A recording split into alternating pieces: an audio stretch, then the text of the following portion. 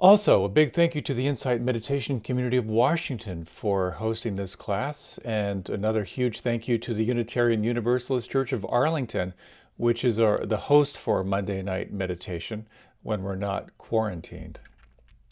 If you want to sign up for a mailing list, you can do so on my site.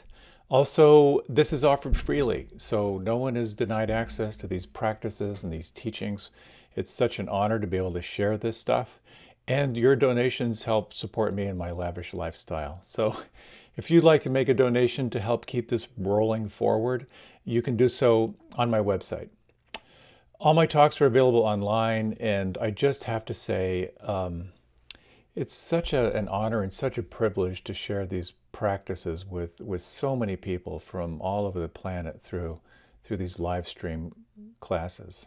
So I'm really, really grateful. So tonight we're going to start with a meditation, about roughly a 27-minute meditation, followed by a talk. And tonight's talk is about effort and about resilience. So a little bit of our meditation is going to focus on using effort and using resilience through concentration. So we'll have a slight emphasis on that. But then we'll be exploring at the end of the meditation kind of the other side of concentration, which is letting go and letting be. So as you're ready, you might like to get ready. So make sure your cell phone is set on stun. See if you won't be disturbed for this next period of time.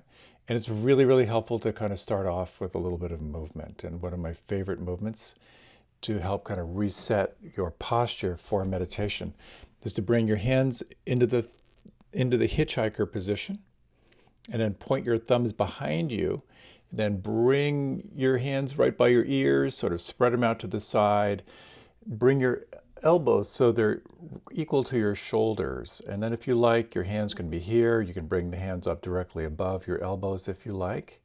Now in this little stretch, there's no strain, so don't force. Maybe think of 80% of your capacity. Now, the first thing you want to do, or say the next thing you want to do, is to begin to slow down and deepen your breath. Nice and slow and deep and full. And as you're ready, begin to draw your shoulder blades close together, and then draw your shoulder blades down slightly. And what we're going to do here is we're going to hold this contraction here between the shoulder blades. So if you like, you can close your eyes. Slow down and deepen your breath. On the in-breath, sense if you can draw the breath all the way up under your collarbone, so you're inflating the upper lobes of the lungs. And as you exhale, exhale fully. Force all the stale air out of the lungs. You can draw your navel in toward your spine to kind of activate the core on the exhalation. And we're going to hold for about a minute, which is about 4 or 5 of these long, slow, deep breaths. Draw the shoulder blades close together. You can even open the elbows out to the side a little bit. Again, no strain whatsoever.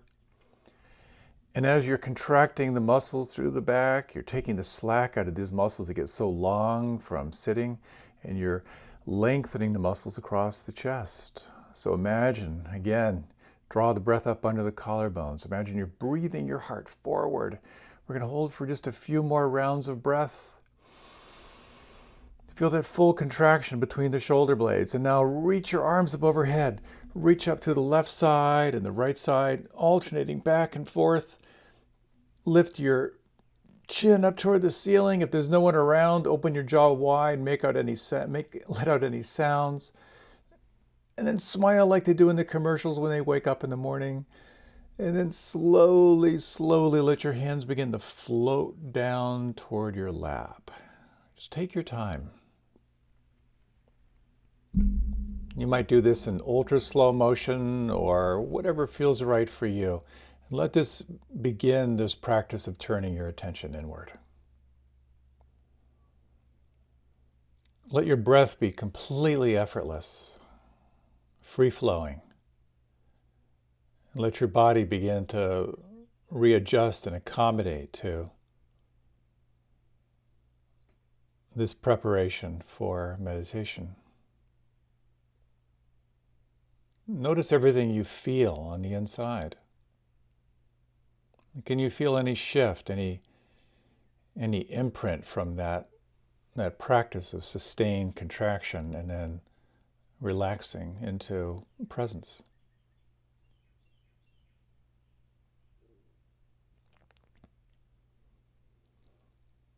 And as we now prepare for this meditation, you might begin to just attune to the senses. First, let your awareness open up into the sounds. Notice all the sounds around you.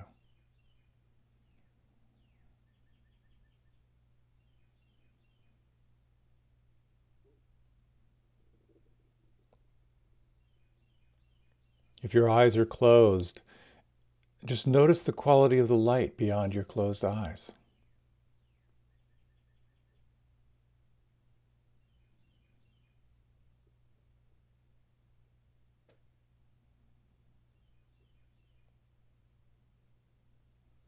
Let your attention open to smell. Are there any particular smells or any scent that you can detect?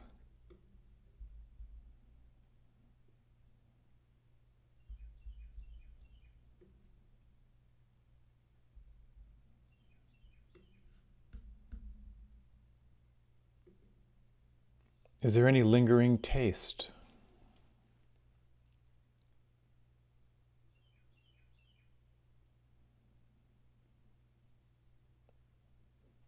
And opening now into this whole feeling tone, noticing externally the texture of the air against your skin.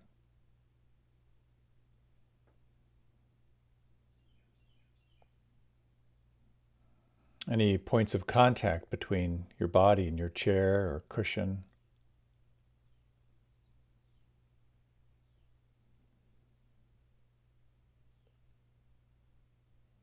And sensing now internally, where do you feel the breath the most predominant right now?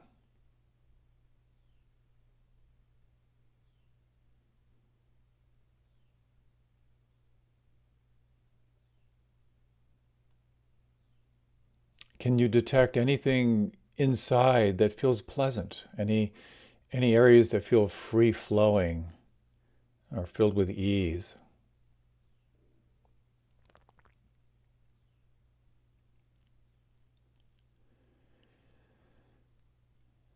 And can you sense inside any areas that feel maybe a little unpleasant? Any areas that feel tight or congested or stagnant or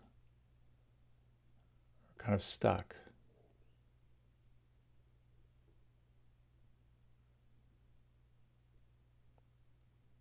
And can you sense inside the sensations that fall between unpleasant and pleasant?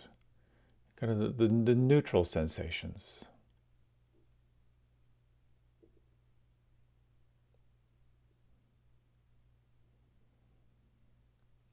And in this tradition, in addition to the five senses, the brain is considered one of the sense organs. And you might just take a few moments and just sense or acknowledge the brain that is computing all of this sensory data.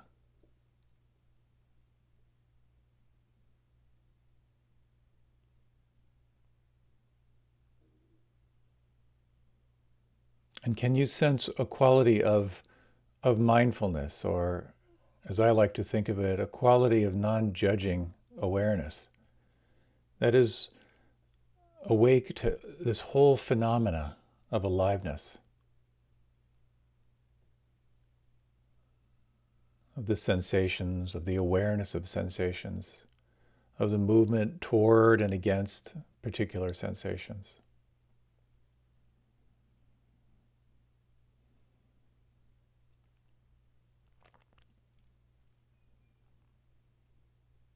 And to help deepen this arriving in the here and now, imagine your forehead smooth.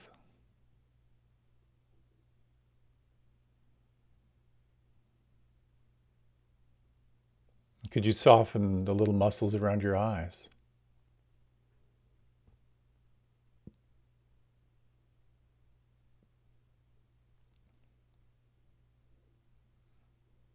And could you relax and feel the inside of your mouth?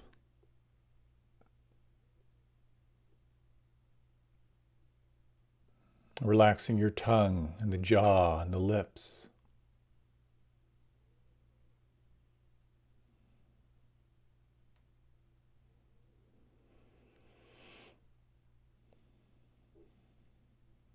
And can you feel or imagine all the expression melting off your face?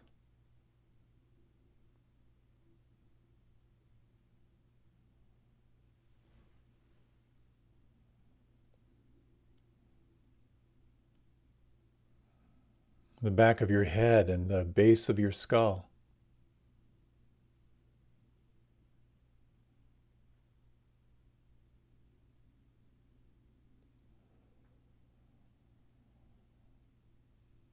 And the back of the neck and the tops of the shoulders.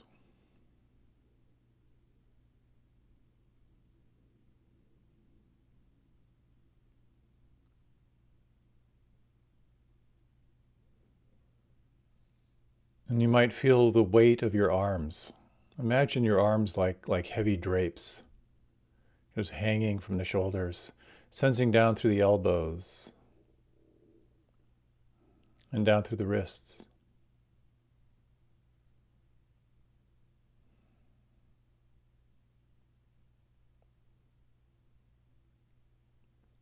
And let your awareness spread and flow through the lower back and the buttocks. Just sensing what could soften and feeling what's here.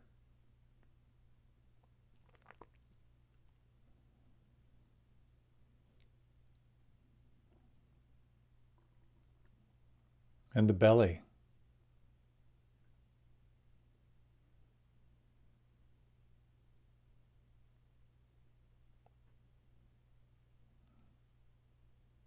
And is it possible to sense a little bit deeper down into the lower abdomen? What could soften? What could relax? What do you feel?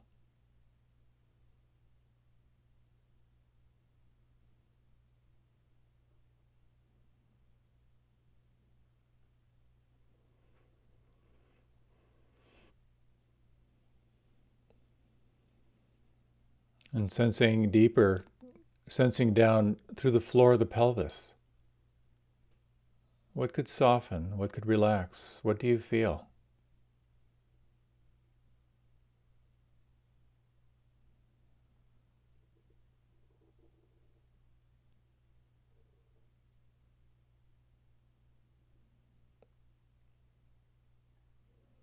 And can you feel the weight and the volume of your legs? And down through your knees, and down through your ankles.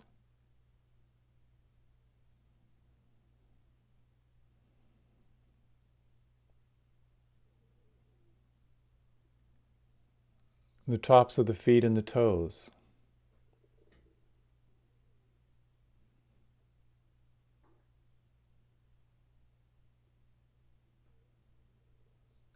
And the soles of the feet and the heels.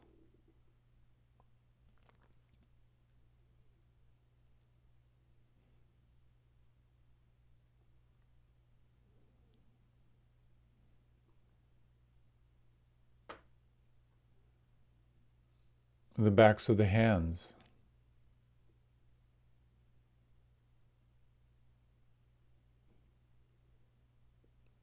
And the palms, the fingers, and thumbs.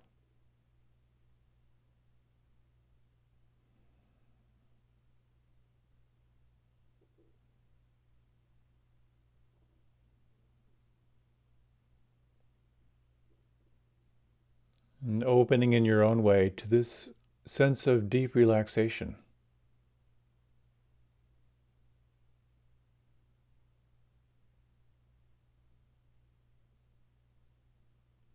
And noticing as well, perhaps, a quality of alertness, of wakefulness.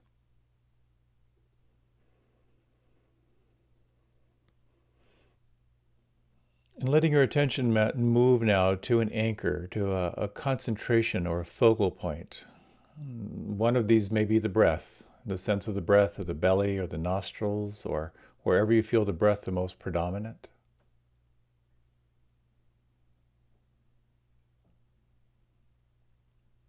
And other anchors might include sounds, or perhaps the sense of aliveness in the palms and fingers and thumbs. For this next period of time, let one of these anchors be in the foreground. Let it be what you return to again and again when you notice the mind wandering into the past or the future.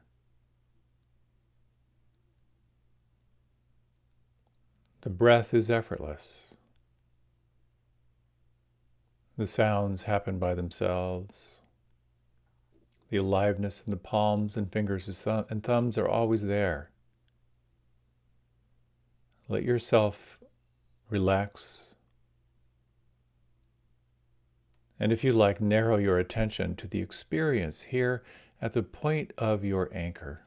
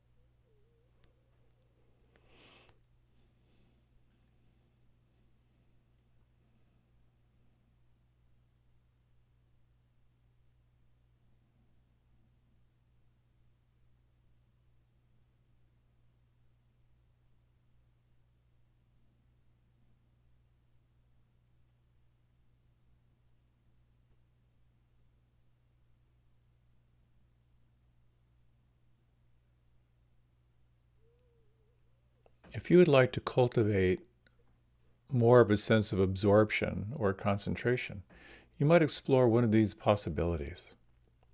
One is to count the breath. At the top of the inhalation, to label 1, 2, 3, all the way up to 5 and begin again. Another alternative is to sense if the length of this in-breath is perhaps different than the length of the in-breath preceding. And yet another option is to examine as intimately as you can the feeling here at the point of your anchor, whether it be feeling the breath on the inside or feeling the vibration of sound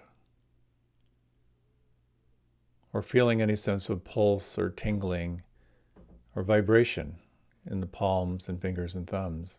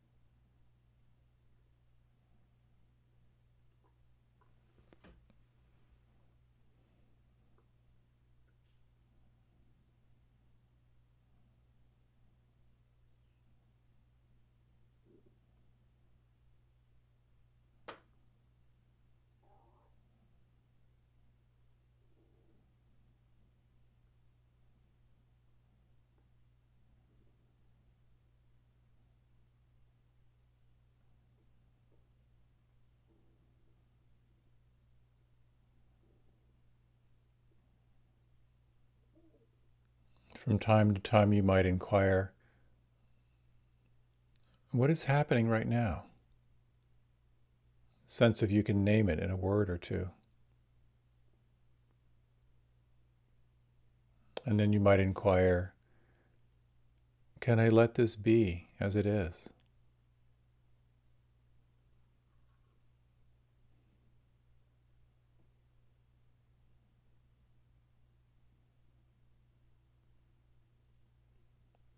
And as you re-arrive and relax and receive the moment again and again and again, you may feel a heightening sense of mindfulness or non-judging awareness, a heightened perception of what is shifting or changing in your experience.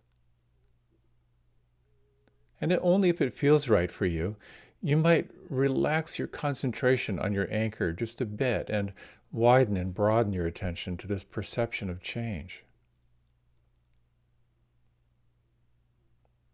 And as before, when the mind wanders, you begin again. You can relax, establish awareness of your anchor, and then again open to this sense of flow, this sense of what it means to let things be as they are.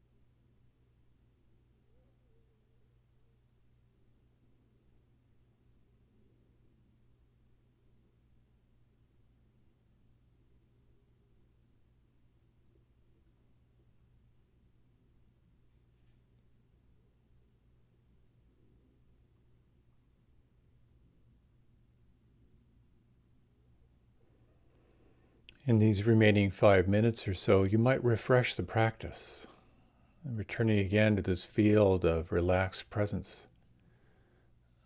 Feel the forehead smooth.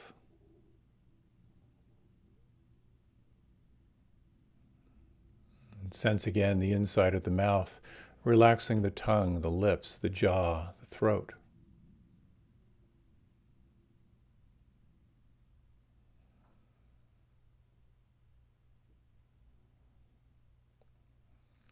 The lower back and buttocks.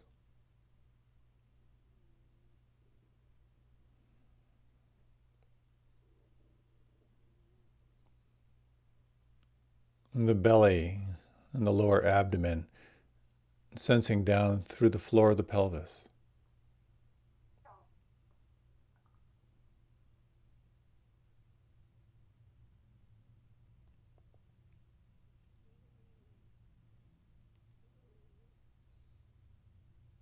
And the soles of the feet and the heels.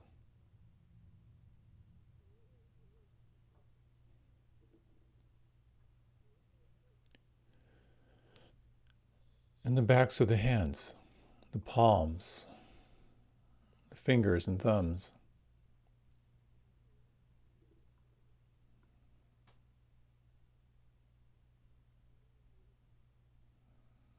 And sensing your anchor intimately from the inside.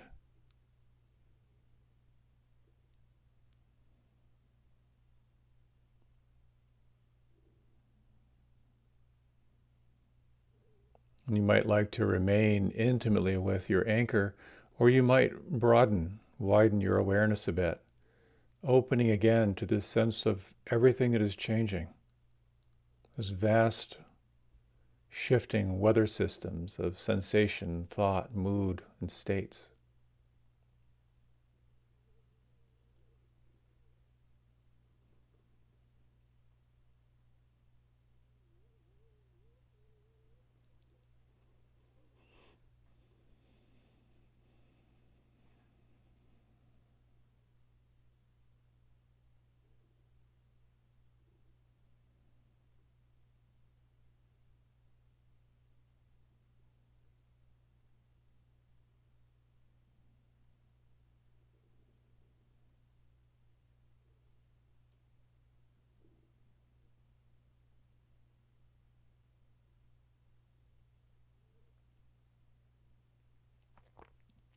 And you might sense the imprint or the effect of concentration and focus, this gathering of attention in the here and now.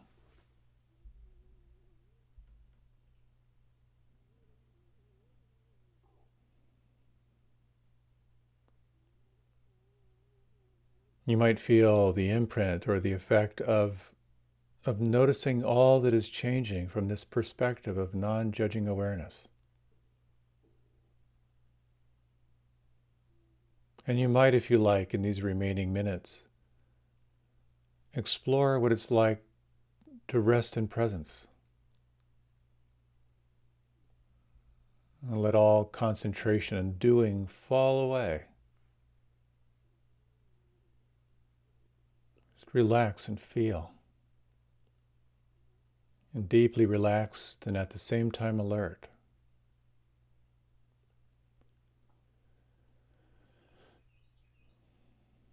What could relax or soften or let go right now?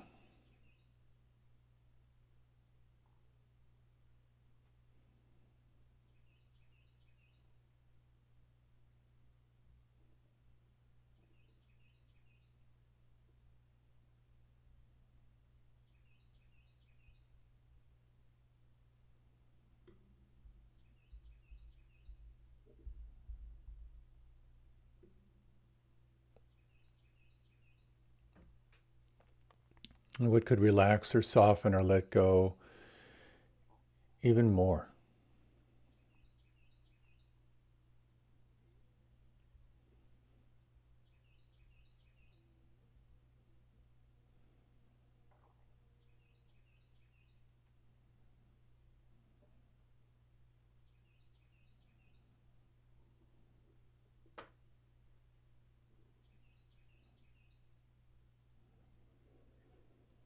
Letting all technique fall away. How intimately right now could you relax and feel and let be?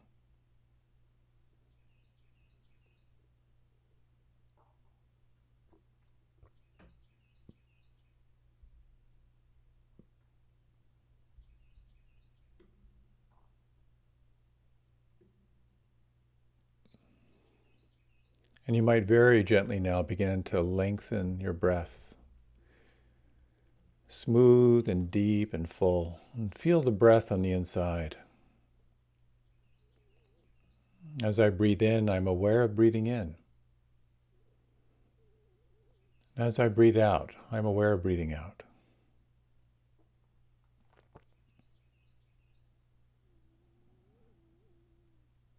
And with your eyes closed, you might let your head drift a little bit to the left and to the right.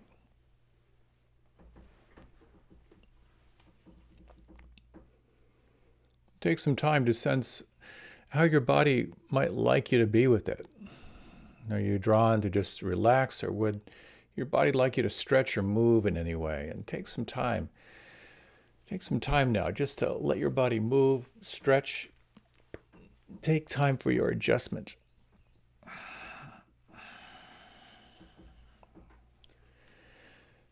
Welcome back. You might like to reach your arms up overhead. Just stretch up to the heels of the hands. Let out any sounds. Oh, oof. And as you're ready, let yourself settle back in.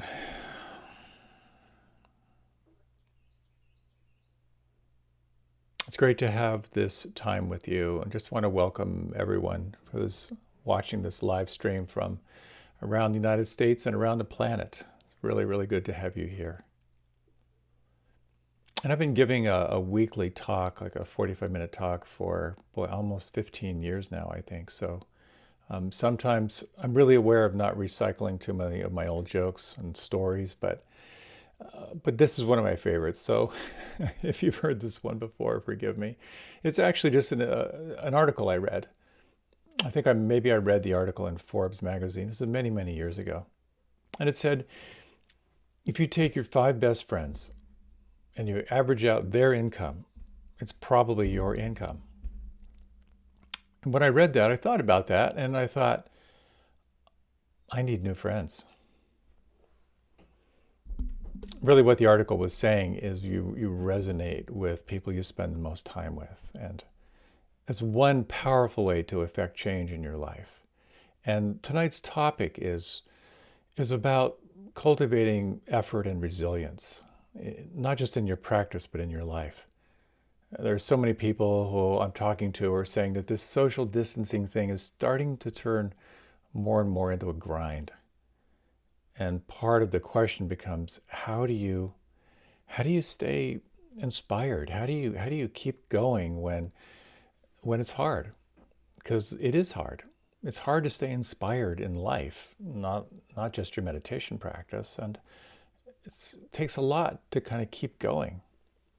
So what I'd like to talk about is first about the goal of practice, like why exactly are we practicing? And then talk about some of the habits that you can do, keys to kind of sustaining effort in your life, and to talk a little bit about the other side of effort, the other side of the coin, which is actually cultivating your capacity to be, which will be the subject of another talk down the road. But this question of why do we practice, and this question reminded me of a conversation I had with my good Dharma buddy, Luke Sauvé.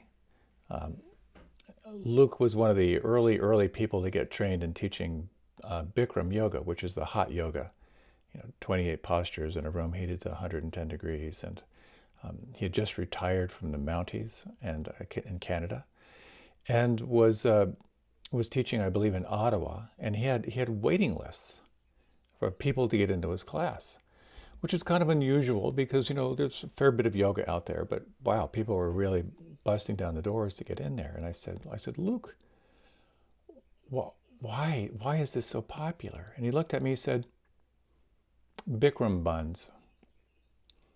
Those tight little buns you get from doing really, really intensive yoga. And hey, I don't have an argument with that. I mean, we all want attractive glutei maximi, which, by the way, is the plural of gluteus maximus. Everyone wants to look good. So the question is, why do you practice? Why do you meditate? Why did you tune into this, and why are you listening right now? There are many, many benefits to practice, and I could spend a lot of time just talking about them. But as I like to say, when you look at the research that's being done, if meditation was a drug, it would be considered the miracle drug of this era. If we could package this, it would really be amazing, because its effect on your physiology, of how your system moves into the opposite of the fight and flight and moves more into that sense of internal equilibrium. And speaking of physiological equilibrium, this also ties into emotional equilibrium, that when you develop this capacity for self-observation without judgment, stuff happens and you come back. You come back more quickly. You cultivate more mental clarity, its effect on the capacity to see clearly and to sustain focus and concentration. Very, very powerful. It affects your intuition, your capacity to sense kind of what's over the horizon through this mind-body intuitive functionality. It's kind of like this tide that floats all boats. Everything receives benefit from practice. I always love that line from Maharishi Mahesh Yogi, the founder of Transcendental Meditation. He said, you water the root and enjoy the fruit. And as cliche as that is, it's absolutely true. So there are changes that occur when you become more resilient, when you become more awake, when you have more energy, when you're more responsive rather than reactive, when fear is running you a little bit less than before. The changes that occur, unfortunately, can also kind of feed your ego. It's great article in a magazine for CEOs that talked about get the mindful edge on your competition. Sports teams use meditation, and part of it is because you become more aware, more alive, better reaction time, so you can compete better. So there are tangible benefits to this practice that can change your life, but there are also tangible benefits that create inner freedom, that can increase your capacity for true happiness. That's happiness independent of externals. Oh, I just touched my face. It's not think happy thoughts and you'll be fine kind of practice. This is a reality-based practice. It's based on the laws of nature. I've always loved the line that really what it comes down to is practicing wholehearted cooperation with reality. Practicing wholehearted cooperation with reality, which means, so what is real? What is real? And when you look at the teachings that underpin this practice that we do, they talk about liberation. They talk about freedom through the Four Noble Truths. That stress and suffering are part of the human experience. That suffering always comes from some kind of clinging, some kind of attachment. And that the whole path is about coming to the end of suffering. So meditation is a science. It really is, in many ways, a science. If you do these practices, these things will happen. But on the other hand, although it's very, very simple, and on the other hand, it's incredibly nuanced, and if you had another hand, if you actually had three hands, it's really, really hard to maintain. And maybe you've noticed this. So what gets in the way of liberation? What gets in the way of freedom and happiness? In the ashram where I live, the root teacher had this line that I thought was very powerful. I come back to it again and again and again. And he said that most people stop practicing precisely because it's working.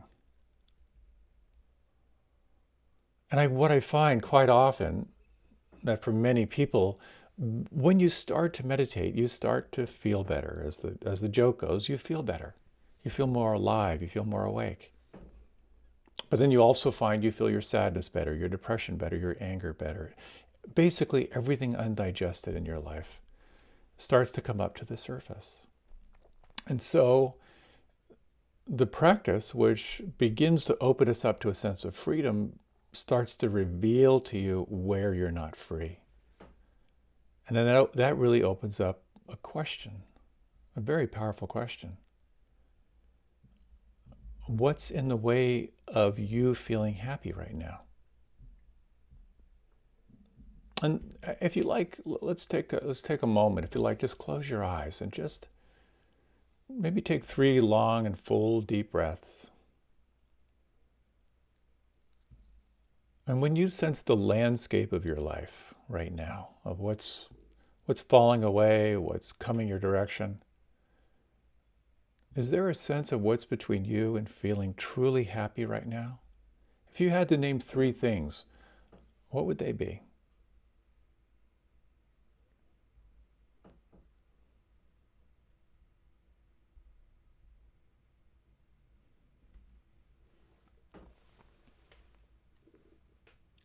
If you'd like, you can deepen the breath. If you like, you can open your eyes, or you can remain with them closed. Well, again, when we look back to these underpinning teachings, here's this possibility of liberation, of freedom, of happiness independent on externals. And then when we look at what's between us and that, there are these forces, there are these energies that get in the way. And one sort of delineation of these energies is three things. The first one is greed. It's wanting.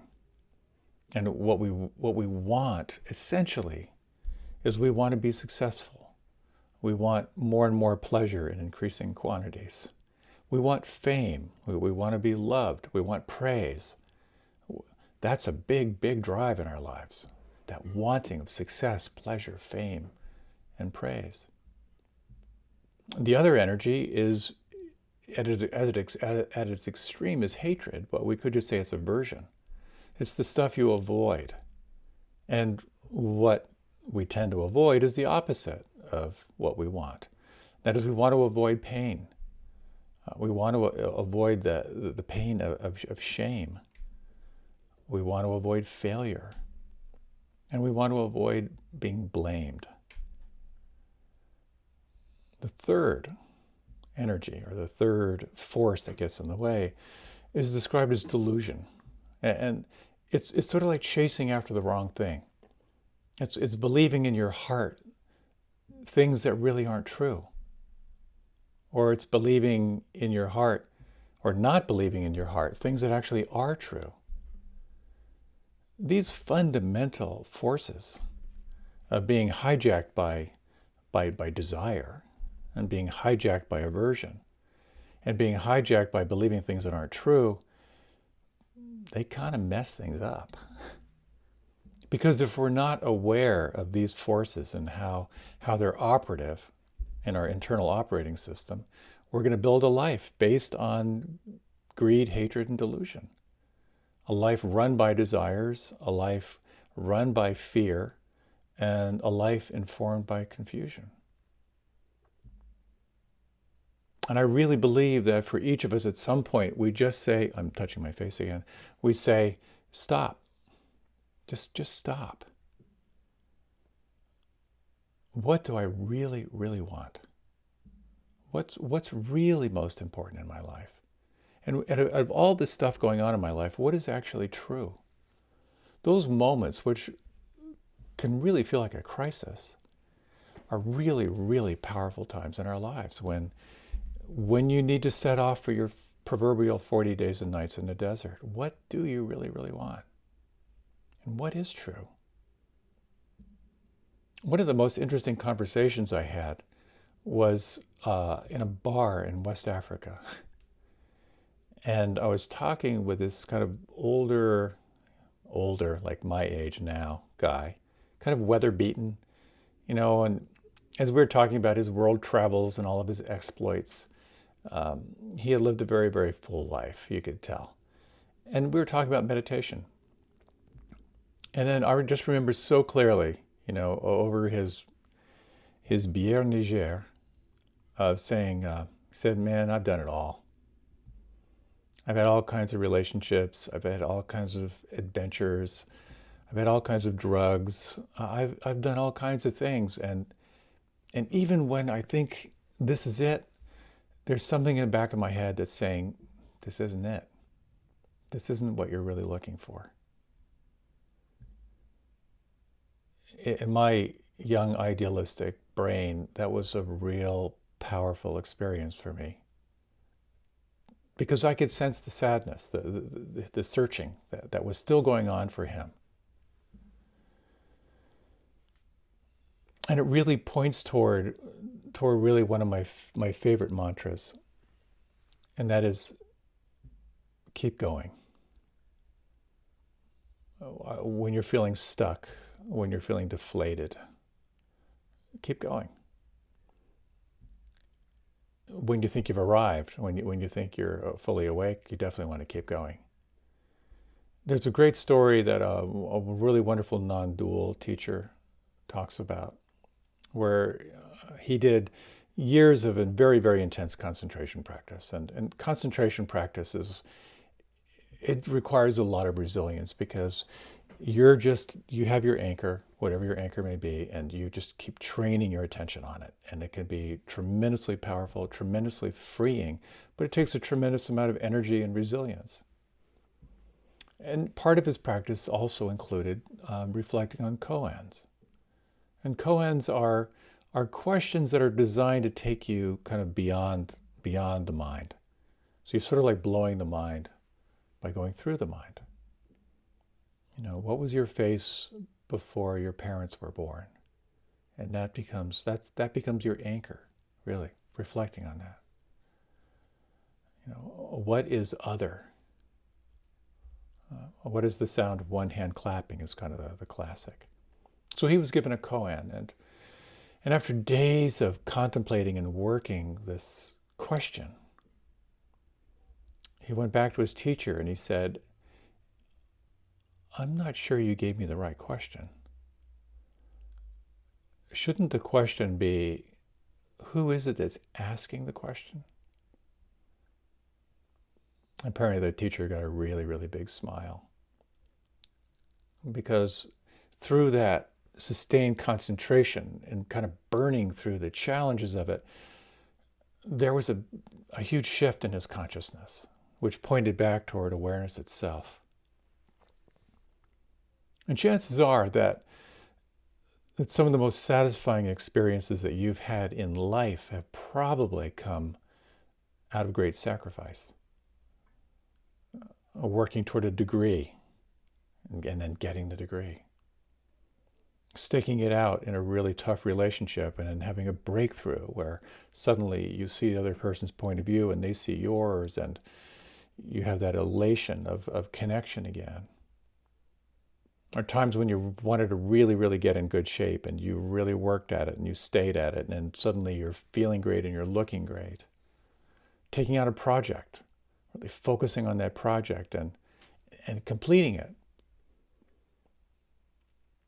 The satisfaction comes from sustaining resilience. And it really comes from, I think the best word that I love is grit, or resolve, resilience, the stick-to-itiveness.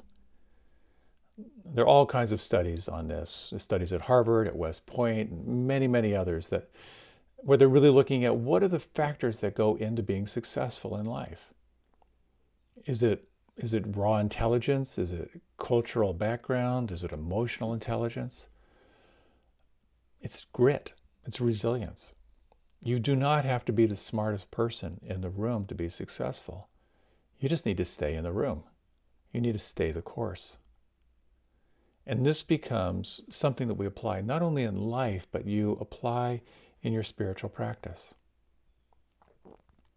At age 25, when I stumbled into an ashram, I was amazed. Here were like 100 and some people practicing intensively.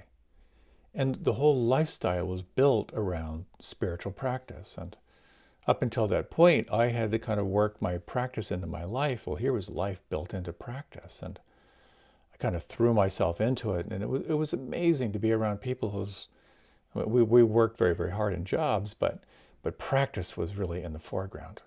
We did practices in the morning. We kind of practiced through the day. We had many of our meals in silence. We'd practice in the afternoon. We had practice in the evening. Practice, really, the idea was to kind of sustain practice through the day, to sustain awareness through the day. And you know what the biggest challenge we had? Well, we had lots of challenges, but one of the biggest challenges we had in the community, trying to keep the practice alive. And maybe you've struggled with this. You take on a practice. Well, it doesn't have to be a meditation practice, but anything you know is good for you. And you find yourself struggling, trying to keep it going, resisting it. I've maybe told this story too many times, but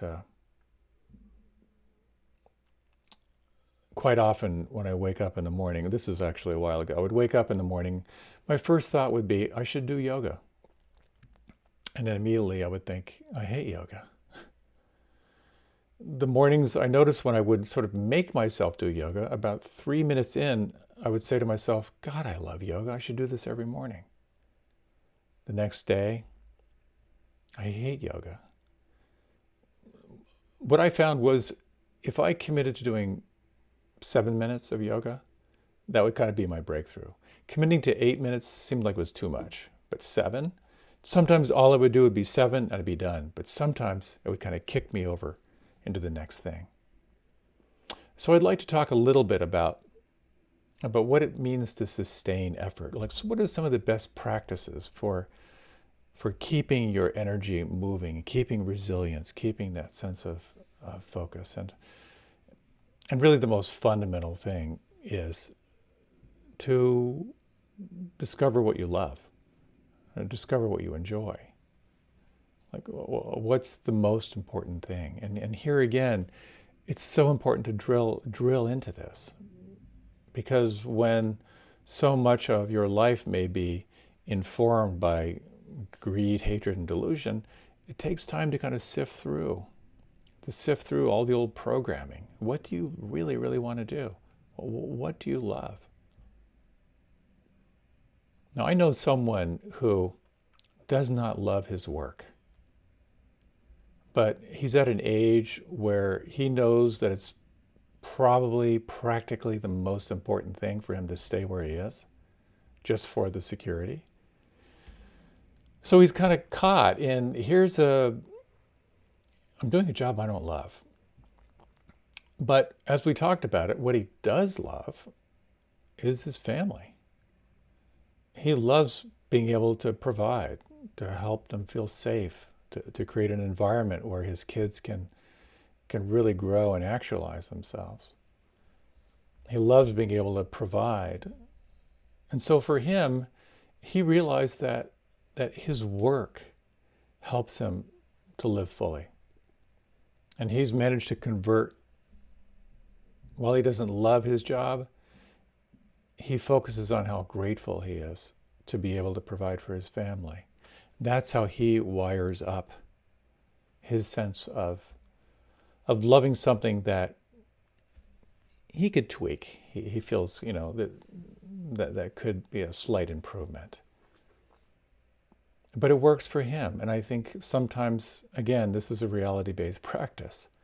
How can you wire it up so that what you're committed to is connected to a sense of love or to a sense of passion? Which brings into mind Jack London's kind of credo, where he says, "I would rather be ashes than dust. I'd rather that my spark should burn out in a brilliant blaze than it should be stifled by dry rot. I would rather be a superb meteor, every atom of me in magnificent glow, than a sleepy and permanent planet. The function is to live, not to exist. I shall not waste my days trying to prolong them. I shall use my time." When you have it lined up, where you're doing what is most important, it's a little bit easier to sustain attention. It's a little bit easier to tap into resilience. And if you're not, then that suggests that that's some place where you might spend a little more time. Another thing that really supports your practice is, as I mentioned way back in the beginning, is to associate with like-minded people. Back in the Buddha's day, as he was starting all these communities, with very, very young and fresh practitioners, there was lots of conflict. And he sort of made these rules of what you can talk about, what you can't talk about. It's fascinating to see them. But what you could talk about freely was about your practice, about your insights, about your inspiration, about what you're learning.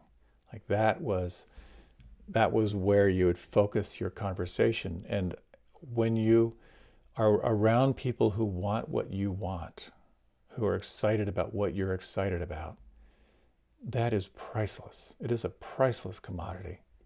And again, something to consider. There's something you're wanting. Reflect on the people who most want that as well, because you will resonate with them. And you will find support when you're not inspired. And then there's a good chance that when you're inspired, you might be an inspiration for someone else. Another thing that's really, really helpful to kind of sustain effort in your life and in your practice is to have in mind a role model. There's a great line from neuro-linguistic programming that says, look for someone who already has what you want. Do exactly what they do, and you'll have what they have. It might be a little bit simplistic, but maybe not. And so it becomes an interesting question. Who is an inspiration for you? Is there someone living a life that inspires you? That you might love to live that kind of life? And then that can become a very interesting point of study. How do they live? What are their habits? What are their attitudes? And if you were to adopt some of those, how would that inspire you? How might that change your internal wiring?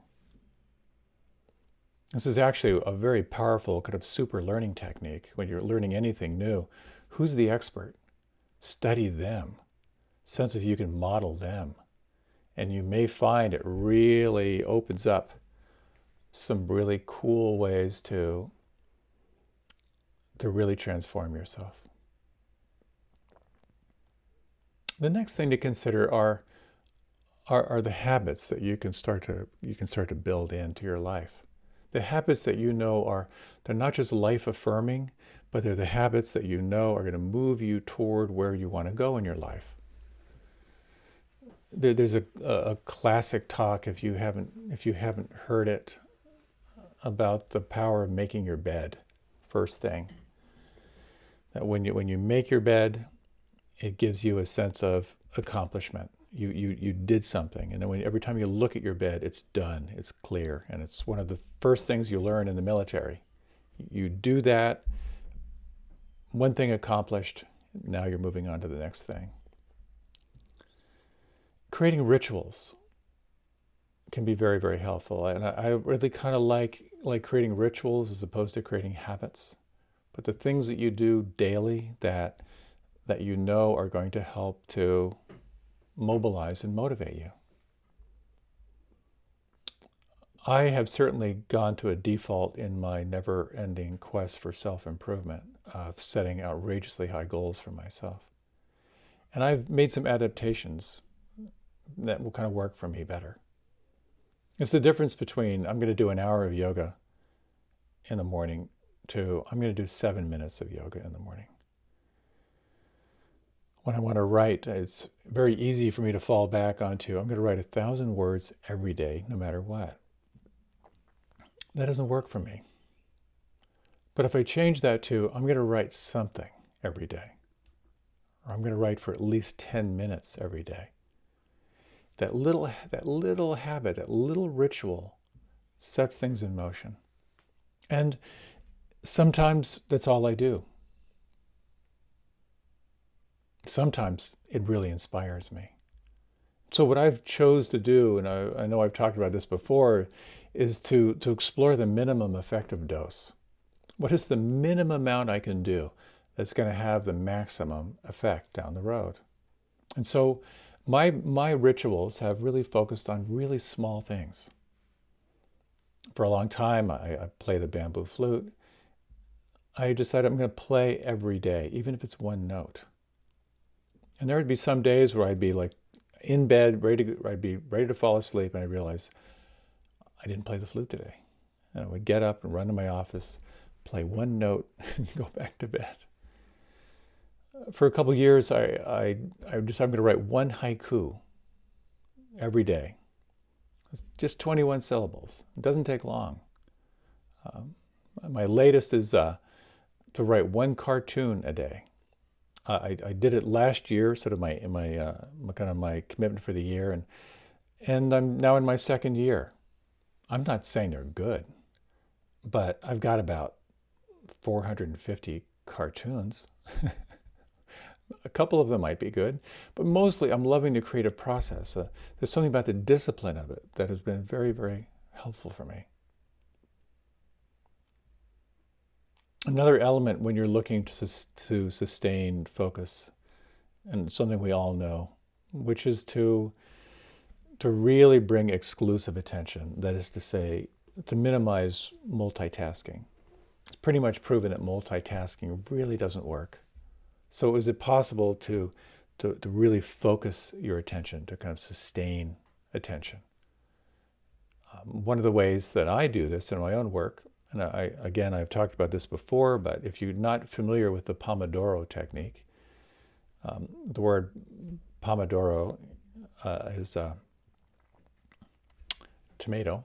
The guy who started it was a medical student in Italy, and he had a timer in the shape of a tomato, and he would set it for 25 minutes, focus exclusively for 25 minutes, and then take a forced break, and then do that again and do rounds. And that has been such a great go-to technique for me. So I'll put on headphones, I only have one screen open on my computer, and I blast away at it for 25 minutes. And the difference between 25 minutes of focused attention with a forced break, as opposed to 3 minutes of this, 2 minutes of that, 30 seconds of this, it's huge. It's extraordinary. Another element, if you don't have this built in, is to look for ways to build in accountability. It kind of comes back to the power of finding like-minded people, finding community.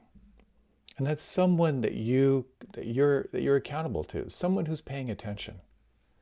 And this has been so helpful for me. And through all my years of living in the ashram, and also all my years in the year of living mindfully, to have a couple people where you make a commitment to what you're going to do, and then you're accountable to them. And one of the easiest and best ways to do it is to find one or a couple people, and then decide what you're going to focus on. I'm going to talk about that in a moment. And then you send a text or an email. No one is required to respond, but you just say, I did it or I didn't do it. And just knowing there's someone out there, wow, it's huge. It's huge. Which kind of leads to like focusing on where is your discipline? What actually are you going to do? And here, the more specific you can be, the better. What will your practice be? What are you holding yourself accountable to? And one of the most powerful things that I have done, that many, many people have done, is choose one observation and one restraint for 30 days. That is to say, one thing you're going to do and one thing you're not going to do. And then you track it carefully for 30 days and build in some accountability.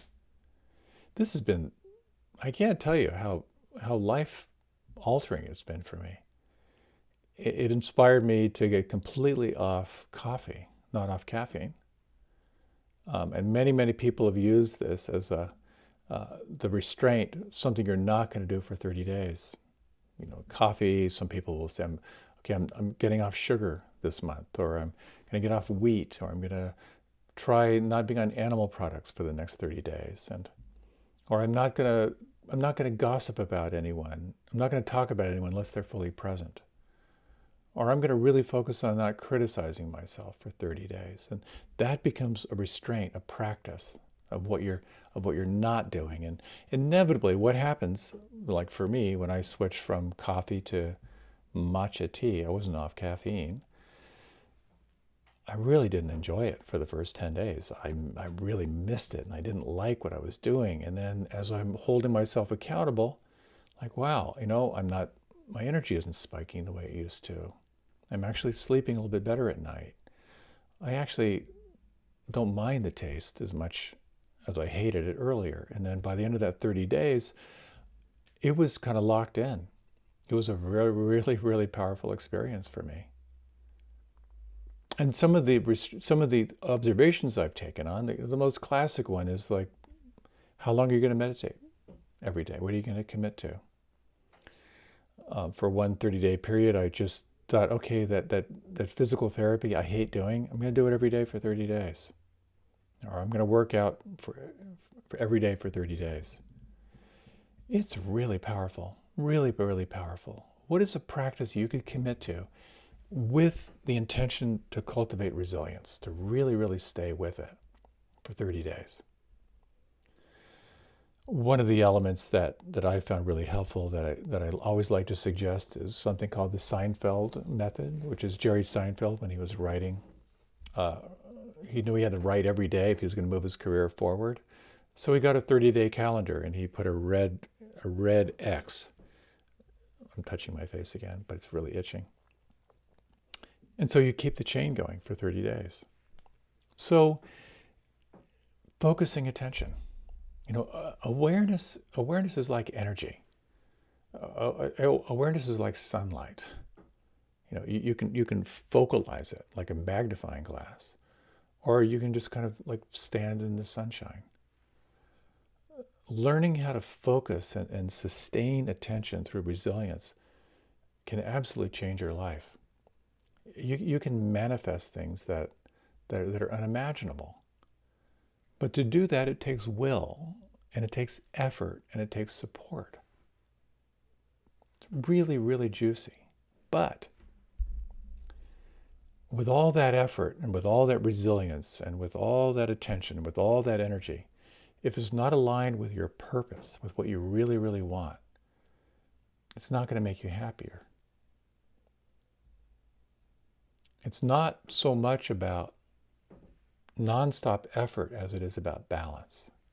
And just in the last few minutes, I'd like to talk a little bit about this. I once had a great conversation with this young man who was really working with depression. And the cause of his depression was he had been training for the Olympic trials in canoeing. He wanted to make the team more than anything ever before. He gave it all of his focus.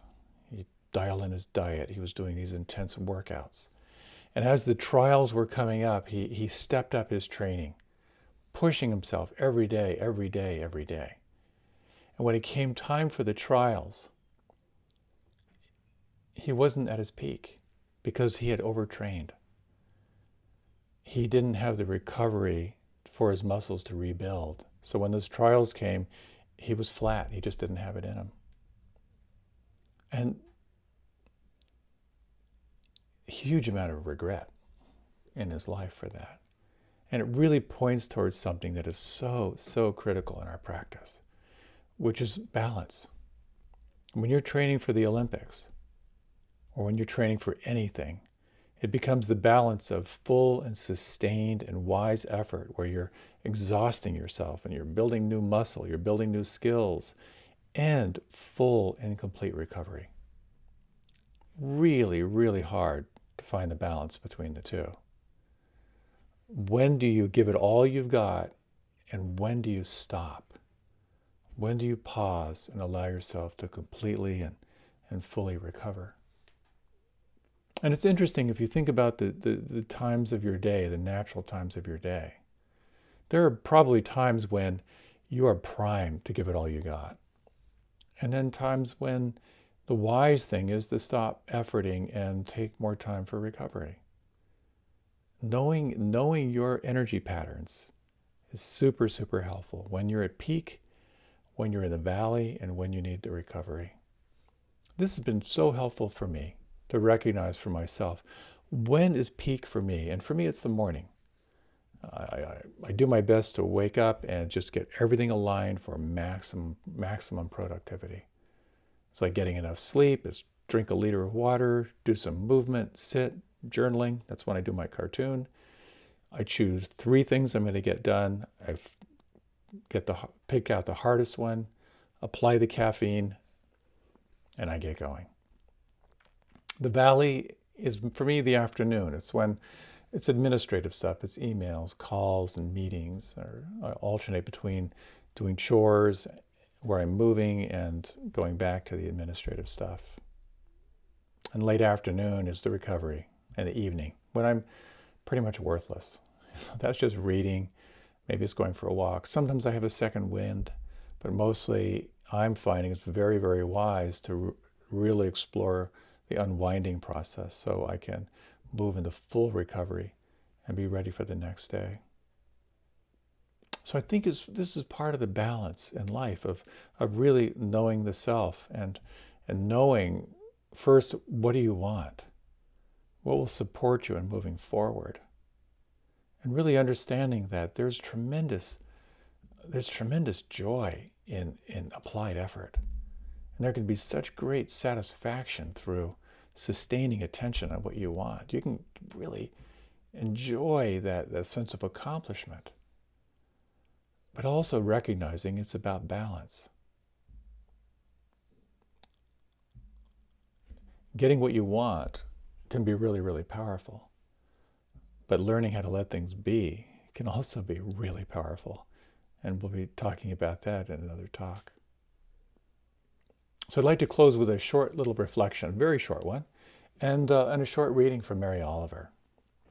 So as you're ready, you can close your eyes. You might take 3 slow, full, deep breaths.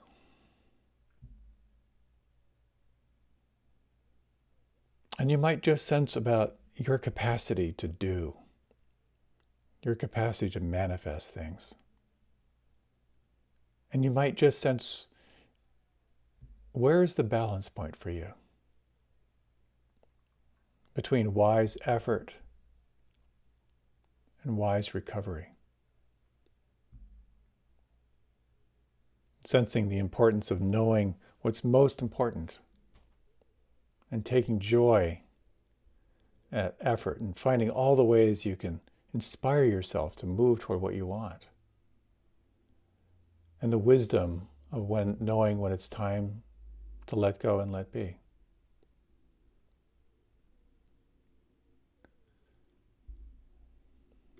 And reflecting on these words from Mary Oliver. This is her poem, Song of the Builders. On a summer morning, I sat down on a hillside to think about God, a worthy pastime. Near me, I saw a single cricket. It was moving the grains of the hillside, this way and that way. How great was its energy! How humble its effort! Let us hope it will always be like this, each of us going on in our inexplicable ways, building the universe.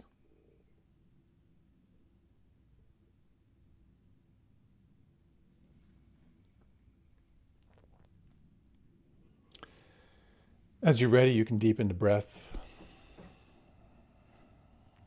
As you're ready, you can open your eyes if they're not already. Thank you so much for your time and attention.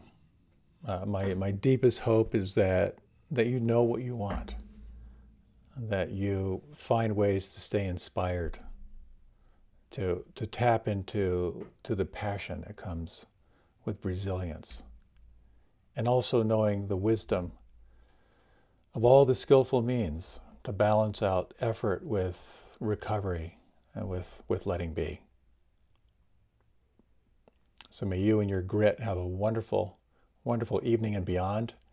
And thank you again for your time and attention. I look forward to being with you again.